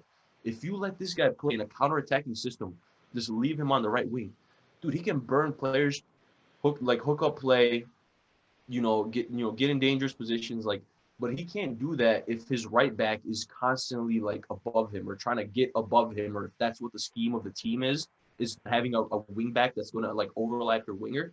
Yeah, true. Then you're in no man's land over there. I think he should be moved to winger. He shouldn't play wing back. Yeah, Because he should I agree. play farther up. The wing back's job is also to go back and defend. That's not his job. Exactly. He plays his offense. I think what happened was we've Go ahead, seen some really good performances. That I can't remember what game it was now, but I was harping on it a lot in past podcasts. But it literally went from Allegri ball to just cross in for about 20 minutes, and then Kulusevski on his own just decided, you know what, fuck this, I'm gonna cut into the middle, and then we started playing through the middle, and it completely changed the whole fucking game. And did not get, like, people were not saying, I think Ronaldo scored in that game, so everyone thought he was the man of the match. I completely disagree. Kulusevski dominated and literally changed the tide of how we were actually playing in that game. I agree. I think there's been a lot of people criticizing him for reasons that, again, if he had a bad game, well, a lot of players have had bad games. I mean, they don't people harp on it because he's a young player and he's supposed to come and, make miracles out of nothing. But I would have to say when he's been on and when he's started, I don't see him as a sub personally. I think he's got to heat up. He's got to get the engine going a little bit for the first 10 minutes. And when he comes in with 20 minutes, by the time that 10 minutes is gone, you're at like 5-10 minutes left in the game, and it's not enough. So I think he's got to get a feel for the game. I find when he's come on, sometimes his touch isn't there, but again, he's got to improve on that. A lot of players got to improve on lots of things, but I think he's very valuable on that right hand. The only unfortunate thing is we have Chiesa, who's also really good on the right hand side, so it's going to be difficult. Let's see if it works. If this formation is correct for the next game against Genoa, if Chiesa can still be influential on the left hand side, let's see what happens. But anyways. I just wanted to say, the reason I keep cutting you off, all of you, is because I think you finish your sentence. When you finish your sentence, but then you continue talking. Mo, it's okay, bro. Oh yeah, man, bro. Like, I'm not offended. If I was, I would just mute you all the time. I got those powers, buddy. Anyway, I've never seen anybody hating Kulusevski except one guy. Anto? Ruben, bro. Ruben is a fucking hater, bro. Ruben is a hater. Let's just shout out to Ruben though, because I mean, come on, man. Like we could have had you on I know he does. I don't know what it is. If he's Doesn't like scared of football. the hate or what, but come on, buddy. We got to get you on. We got to get you on. He's Ruben never. is very anti anything Spanish and extremely anti anything Italian or coming like from Italy. So anytime how you much- got a product, anytime you got some kind of like youth player or like young up and coming player in Serie A, he'll instantly shit on him and be like, "Oh my God, did you see what Ferran Torres did in La Liga? He's so good." And it's like, dude, if Kulusevski's name was Ferran Torres and if he was Spanish playing in La Liga, you'd be saying the same thing. Like, but his name, but he's Swedish and his last name is Kulusevski, so people are gonna be like, "Oh, he's shit. Oh, what? Who is this guy? You know, whatever." But like, that's the typical like Twitter attitude. Like, people don't know what they're talking about. Like, if you see this guy play, he's a natural. He's a natural. I think he should be starting every game. I really do. I would agree. I would agree. That's his strongest. That's his strongest. He should be starting, and that's how he gets into the game. Yeah. But I mean, he came on as a sub and scored a game winner. So I mean, you know, he can do it all. I think he's a really good player. Yeah. He should be getting more playing time in the team. So I like that he's starting against Genoa. I think that's somebody that he did really well against Genoa last year. He scored some crazy goals against Genoa last year for Parma.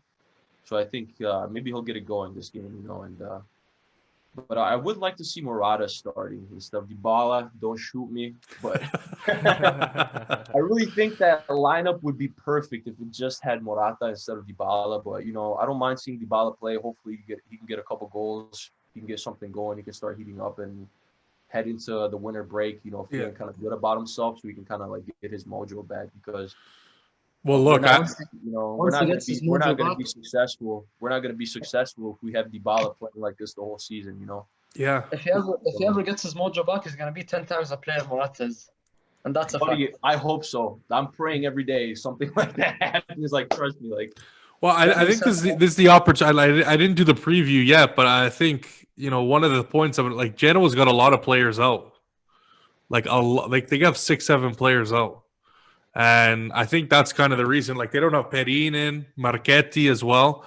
So you're probably going to get a youth product in goal, but he'll probably turn into like prime Buffon, as they all do. Yep. But I think there's definitely the opportunity to run this score up tomorrow on the road, but we'll see what happens. It's, you know, Juve in Juve fashion will do what they do right after a big game. So, yeah, I mean, I read a few like promising stats, but you know, it's just, it doesn't matter. But I mean, I read that Ronaldo scored against teams from Genoa every time he's played against them, so that means Sampdoria and Genoa. So that's kind of a promising stat. You know, Ronaldo seems to really get his best against teams from Genoa, so we'll see. And Dybala, last time we played Genoa in Genoa, he scored that crazy volley. So something to look out for. You know. yeah, for sure. Hopefully it's a good game for us, and you know, we can get 3 points and start making our way back to the top where we belong. And you know, I think the team will do well. You know, I like the player selection, so you know, I think we'll have a lot to offer. I don't think it'll be one of those games like the Benevento game where everyone's on their seat. You know, so we'll see. We'll see. It's Juve. We know how. we know how it goes. Mo, you got anything, boss? No, nothing else. So is there anything you guys want to talk about? That's all for me. That's my list kind of run through. Is there anything you want to bring up? You know, Twitter. You want to bring up, you know, fucking football. I fucking got killed, and some guy didn't have 3 players. We're out, and I got fucking shellacked because, you know, Ben Hill of fucking New Orleans killed my ass. There's actually something I want to ask you. It's football related, but it's not about Juventus. You see what happened between Istanbul and PSG, right? Yeah, exactly. That's a good topic to bring up, actually. Forgot about that, but yeah, go ahead, man. What's your opinion? Do you think? Look, I think once, you know, everybody's really quick to judge in the moment until the actual facts come out, and then I mean, again, Some people have said they've confirmed it. I don't know. I haven't really looked into it too much deeper than a lot of people confirming it that have check marks. The secondary commentary that was said. I mean, if you call someone a gypsy from Romania, I think that's very disrespectful. Because that's like, for example, right now, the four of us, okay? All of you are like, all of you are in. we're all wops. American They're Western, basically. So if somebody's watching the podcast, and somebody's watching this podcast, Yeah. and he doesn't know my name, but he wants to say something about me, and he says the Arab guy, I'm not gonna get offended. Yeah. He doesn't know my name, and he's not gonna describe my characteristics, you know. So in a team full of white people, like saying the black guy, there's nothing wrong with it. Yeah. I think, again, it's a cultural thing too, right? You know, you look at my last name is Lo Negro, right? So throughout high school, like literally, you know, if you're from wherever in Africa, they come out, oh, that's a sick last name, man. I wish that was my last name, blah, blah, whatever, right? And I'm like, dude, like, okay, do you like the word? Do you not like the word? What is it? But like, that's not the point. Again, like black in Italian, nero. I mean, if that's what if there's four guys that are Turkish and one guy is black, that's going to be the defining. If you don't know who the fuck it is, like you said, that's going to be the defining feature.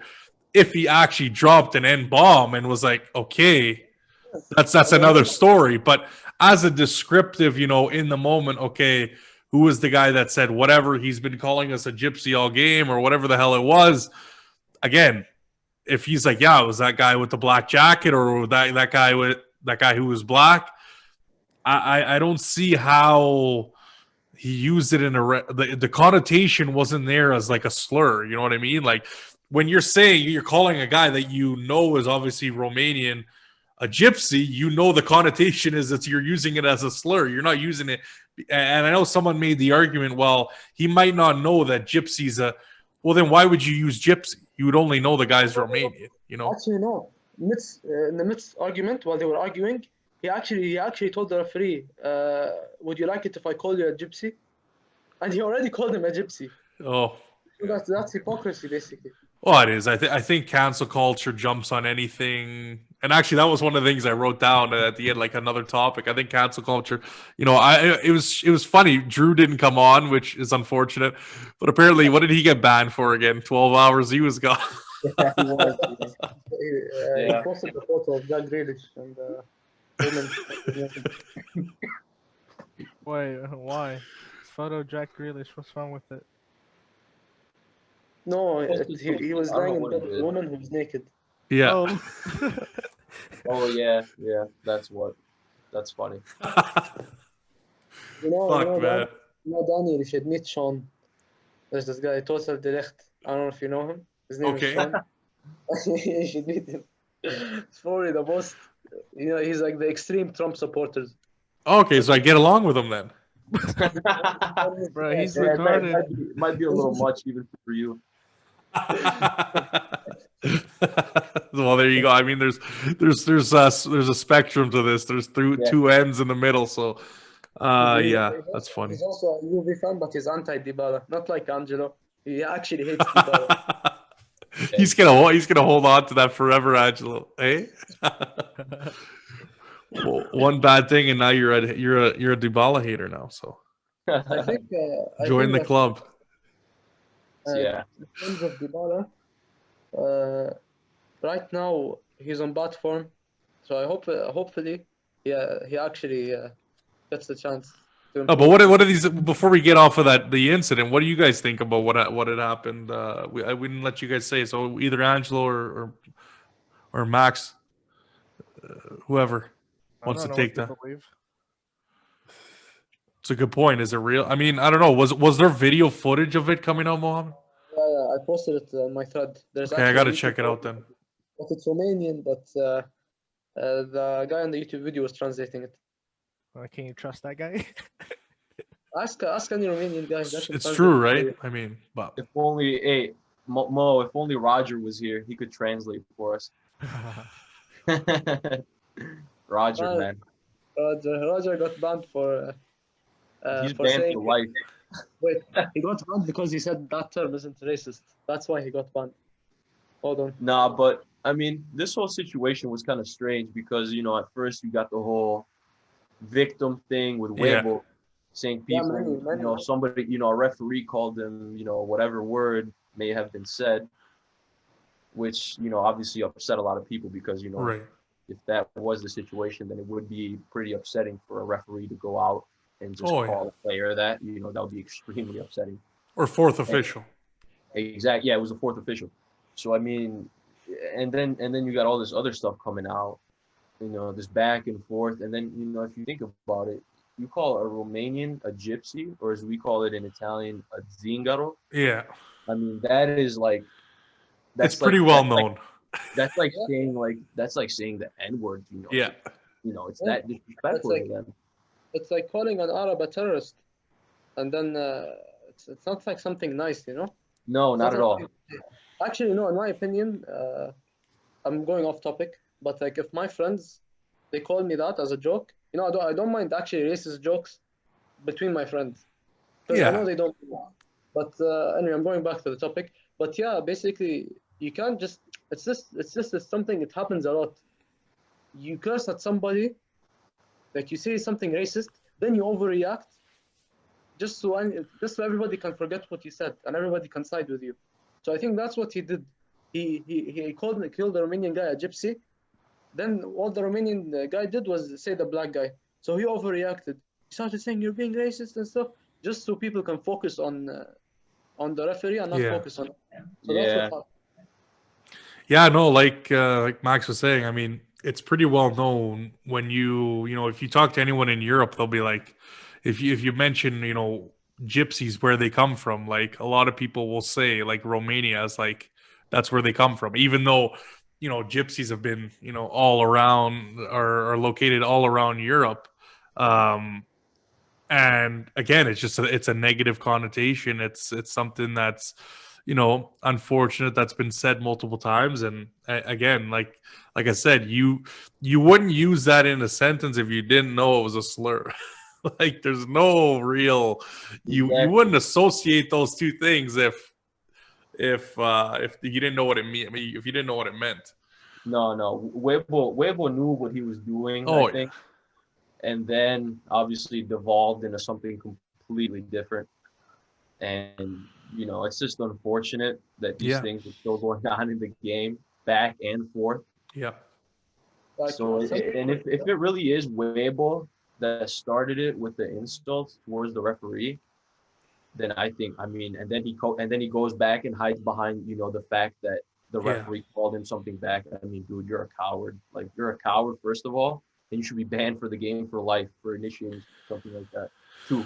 Well, yeah, because you don't know who to believe anymore. Then you know, then Okay. it's what I mean, actually it has no part in the game. It has no part in the game, you know. And even as an assistant, how are you going to set that example well, yeah. to the rest of your team? like To the rest of also your team, like, come on, man. also in terms of racism, like other football clubs joined in. They were siding with Weibo, and they were saying no to racism. But does racism only exist on black people? It exists on Arabs, Asians, white people. Oh, of course, also there's a lot of white people racism, by the way. I would agree. I mean, look, And they'll use the term, oh, but you were enslaving us. Okay, white people were enslaving you 10,000 years ago. They're not alive anymore. The white I mean, people- and hold on, even white people have been enslaved. Like no one mentions that. Like in Europe, exactly. in around the Barbary, like you know, in and around the Mediterranean, you know, like people would get fucking taken, and that's it. Like you know, almost a reference like the Gladiator, like what happened, like he gets fucking taken, and then he gets put into slavery, and then obviously, well, it's a movie, right? But like that shit was going on. Like it's not like one group was doing it to another. I mean, sure, over a certain amount of time, yes.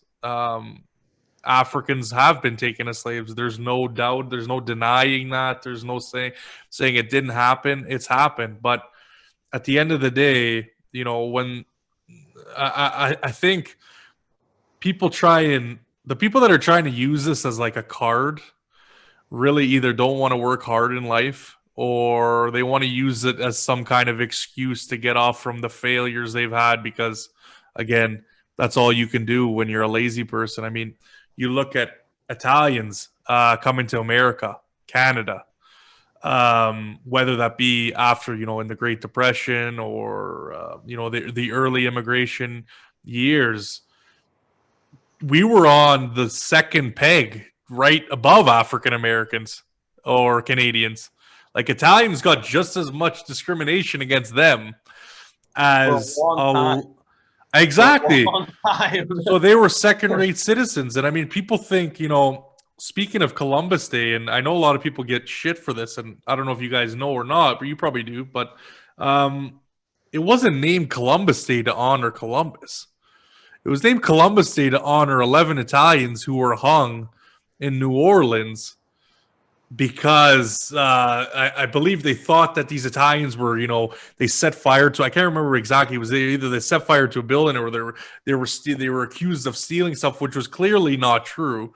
And by the time they found it, they were lynched by a mob. And again, that's why Columbus Day happens. It has nothing to do with Christopher Columbus. They named it off because he's the most prominent Italian that, again, if you want to say he discovered, the new world or whatever, that's why they used it as. But again, that month, I believe it's in October, correct? Italian Heritage Month. Yes, it is. That's why Columbus Day takes place, and people go, "Oh, well, look what they did to the First Nations." It has nothing to do with the First Nations. Okay, No. That holiday has nothing to do with Columbus. They could name it after any other prominent Italian, and again, then you would have some other narrative to go off of. But again, like I said, I'm not crying and saying, "Oh, all Italians are, we were discriminated against, so give us some money." Like that's really what it comes down to. Italians were different. They started, you look at a Bank of America, that was Bank of Italy at one point, started in San Francisco. Italians through history, we put a chip on their shoulder and we go to work and we fight through it. And sometimes we get shit for it, but whatever. I mean, I'm not saying we're perfect humans either. Everybody's prejudiced, okay? Sometimes you've made fun of, you said a joke, you've said this, we've all done it. I'm not gonna lie, I'm not gonna bullshit. And again, with your friends, it's different. You're joking around, but you know the intention of what you're saying, and obviously the person knows. And if not, you go to the person and you say, "Hey, buddy, like that offended me," and then usually gets cleared up. Like people don't have a problem with that. I think in this new media age, people think like everybody's an asshole trying to be racist all the time. People are good people. Good people are good people. So Actually, there was a huge amount of racism towards Italians, and when COVID struck them, Yes, there like was. everybody was happy. They're like, "Yes, Italians are dying because all of them hate black people and whatever." Well, actually, like, okay, there was some racism in Italy. That's true. There's racism in every country. There's also Exactly. racism in Italy. Exactly. But people were celebrating that. That's just because of a few assholes. So Yeah. you be a good person and that's it. I think the funny part is most of the people making fun of Italians being racist were Americans and English people. How can you as an American make fun of somebody else with the history you have for being racist? You have a history, the only country with a modern history of systemized slavery as an American, and you're now making fun of other people for things like that. Like, you got to be out of your mind, dude. Like, you must not know where you come from, bro. Like, Yeah, it's this is the most racist country I've ever visited. The United States of America. I swear to you. What did you just say, Mo? I just caught that under. What did you say? Say it again, buddy. Oh, wait, what? You didn't hear that? You guys didn't hear that? That's Come- America. It's not my home. I'm Canadian, so it doesn't matter. It's like, you're not offending me. Yeah, no, it actually just means death to American policy, not the people. That's what it's actually. No, but like seriously though, it's like most of the people like saying these things, are like Americans or like English people, and it's like you as a country and as a people have systematically put people in these conditions the most, and now you want to make fun of like other countries for supposedly it's- being the most rate. You know what? What are you talking about? You have the richest history of racism in the world. You Yeah, gotta it's acknowledge that before you try to shit on somebody else. And you know what? Something else I want to talk about real quick. All the people on Twitter that want to say, "Oh, Serie A is the most racist league. They got the most racist fans."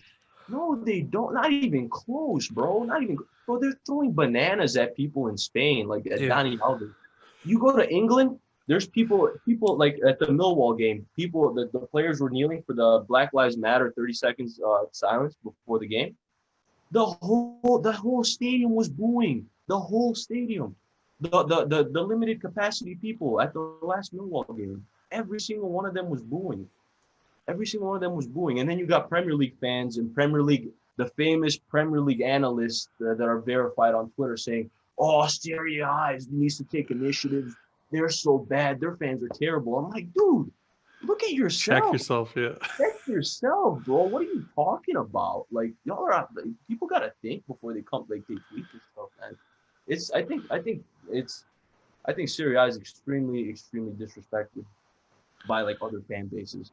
Oh I'm yeah. I'm not sure why, but people really have a thing about downing like Serie A fans or like Italian Serie A fans. 4 stars. That's why. Always. 4 stars, man. Like Always. literally. Always. Like you look at England. They started the fucking game, and they could only win their own tournament. Yeah, and they won their own tournament. Why? Why did they win their own tournament? Well, yeah. You know? Why I have a lot of English. I got some English fans. I don't want to disrespect. Well, I've lost enough fans the past 5 days. Yeah, So we don't want to do. You know, I'm not trying to upset anybody, but you know, you look at the facts and you're like, I mean. well, and then they're going on Maradona too about the hand of God. Oh God, it's like let it go, bro. Let it go. God bless that man for doing that. By the way. Oh, let it go. we went from Juve to the Istanbul PSG game to racism to history. Oh, why not? Well, actually, you know what the funny thing is? So me and fuck. I wish Anto was here because we would have talked about it a little bit. The fucking bastard, he ruined the opportunity. But anyways, we're gonna have a live show on Saturday night. It's gonna be called the Saturday Night Shit Show, and it's gonna be about everything: politics, sports, you know, Champions League, different leagues, music, whatever, pop culture, and we're just gonna fucking shoot the shit, and hopefully we can get some guests like you guys on to come join us. Oh yeah, all the time, man. And we can change the times. It doesn't necessarily need to be at night, but it'll definitely be on Saturdays. And just to keep going on what I've been working on, and I've wanted to do a live show for a while. I finally got the logistics down. We're gonna do a Q&A on Saturday, so join if you guys do want to, just to chat and talk some Juve and maybe talk a little bit about post Juve Genoa. I just want to test out the mechanics of this new program. So it's going to be the one before we get officially looking at the UCL draw. So that's going to be tomorrow, I believe, at 9 p.m. So if you guys want to check it out, check it out. For that, much better. Keep this Juventina back to black and white for Juventus only, Yeah. and create a new channel for your new program. That's what I think. Oh yeah, no, we're just going to talk about whatever's on our mind, whatever the fuck's going on. So let's see what in the world of football, in life in general, and we'll see who we can bring on. We'll see who we can unmask, because apparently he's going to be wearing a mask. So we'll see what happens. Yeah, we're gonna get him. I told him. He said he's got to fucking wear something. He's got to be fucking face to face. I've been pressuring him to fucking. I got him on fucking Instagram. I don't know why he's so. I've seen his face. Now everybody in the comments is gonna be like, "What's his Insta? What's his Insta?" You got to pay for that kind of. That's not for free. That's not for free. I saw that he looks like Luigi, but with short. There you go. It's his twin. We brought on his twin. Yeah, boys. That's all I got. Like I said, unless you want to bring up anything final, we'll get into actually. Since you've never been on the show, at Luigi. We'll get your best moment. Either your best Juve moment, if you've been to the stadium, that kind of experience, if you've met any players. The floor is yours, man. All right. So, being the proud Italian person that I am and being born there and having a lot of family there, when they won the World Cup in 2006, I was there. I was in Italy. I was only about, 10 years old, but Damn. I'll never, ever, ever, ever, ever forget that moment. Italy winning the World Cup was something that has never. I don't know if it can be beat by anything. As a sports fan, as an Italian, as a soccer fan, I don't even know if Juve winning a Champions League. I've never seen it. I've never even seen it. I don't. It was just so crazy. Being in Italy and everything. Everybody was. It's like the first time I've been to Italy ever, and everybody just came together. And everybody was friends, and nobody was "Oh, you fucking Inter fan, you fucking Roma, fuck this, that motherfucker, nah, dude." Yeah. Everybody was as happy as one, as one. So that was a really special moment. I got to live, as an Italian. Obviously, I'll never forget that. But as a Juve fan, I think the best moment would have to be. I think last year's Scudetto, man. Last year's Scudetto was, I don't know why, but it was so satisfying for me on a different level than other things before. I don't know why. I don't know if it was all the people talking, all the haters. I don't know what, but it made it so much better to just win another one. I don't care if it was a 9th one. It mattered a lot to me, and I think it really told people that we're always going to be serious. We're always for real. We're always here to play. We're not, even if we have a bad season or if shit's going down in our team, or if we got a coach like Sarri who's fucking not even getting along, we're not even speaking to the players. We're always going to be in there. So you really got to bring it up a notch to beat us. So it really made me happy to be a Juve fan, So That's awesome. Well, I think to add on to that, I think it came to the point where we started believing that we could actually win it. And then it was fuck everybody. We're going to win this just to fucking make you guys look like absolute losers. So, because at the beginning, I think everyone was the first 3 quarters of the season, everyone was fuck, we're going to lose this. We're actually going to give this fucking streak up. And then once we got ahead, it was oh shit, fuck all the haters. Fuck all the haters. And that's what it really, I mean, sure, there were some people who didn't feel like celebrating because they thought it was shit and whatever. I completely understand that. But yeah, no, I think it was just a complete mentality change, 3 quarters. And then about 2006, I think for me, have a perfect kind of, unfortunately, I wasn't in Italy. That would have been sick. So I'm jealous of you being there. That's unreal, man. But I was there for the 2016 Euros. And yeah, I know exactly how you feel, man. I was in Rome at Roma S. Shout out if you've ever been to that mall. But literally, they would have the game set up there because I didn't really know where to go. My mom's uncle is from a smaller town, kind of on the outskirts of Rome, right? Kind of a suburb, if you want to call it. So we're kind of figuring out where to go watch, and we watched the Spain-Italy game on my birthday. Now, I was contemplating going, but, the money didn't work out. The money-wise, it was going to be expensive, and it was tough to really find a ticket. So it would have been cool to go on my birthday, fly to Paris, and then, watch the game live. But next best thing was in a mall in Italy. And, at the beginning, it was okay, maybe there's not going to be that many people.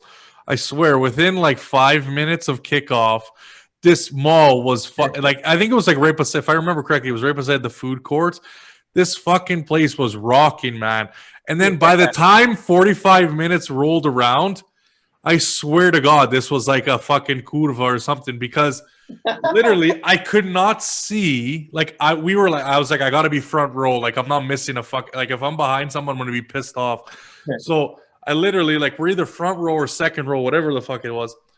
I look back and I literally it's a swarm. I don't know if it was every mall worker came out to fucking see. Everyone who was shopping that day was literally just was stop, we got to watch the game. And when Chiellini scored that first goal, like literally, I thought the mall jumped. And then when Pele finished it at the end, holy shit, man! Like I've never seen a place erupt that. Like even some of the places that I've watched with family in Calgary, the room's been pretty packed, but I swear never on that level. It was unbelievable. And like I said, I'm in a freaking shopping mall, man. Like I could not believe it. So I know how you feel. I think it's such an unbelievable. And again, like I said, 2006 was such an iconic moment. I swear I was at I believe it was my cousin's birthday party at this like water slide place, and they had this little fucking tube TV, like tiny, and we're like, we got to put the game on, and literally when fucking Grosso scored, like literally kids, like white kids, brown kids, like fucking, they didn't even know what the fuck was going on. We're literally selling this goal, and it was such an unbelievable experience. And then obviously the final. I mean, what can you say about that, right? Oh, I was ordering food, so I missed the conversation. What are you guys talking about? What do you say? You missed the combo. Oh, I love this group. You didn't miss much. You didn't miss much, bro. It's all good. It's all good. We're just about to wrap. So, guys, like I said earlier, drop a comment, drop a question. I really like to interact with you guys. It's a lot of fun.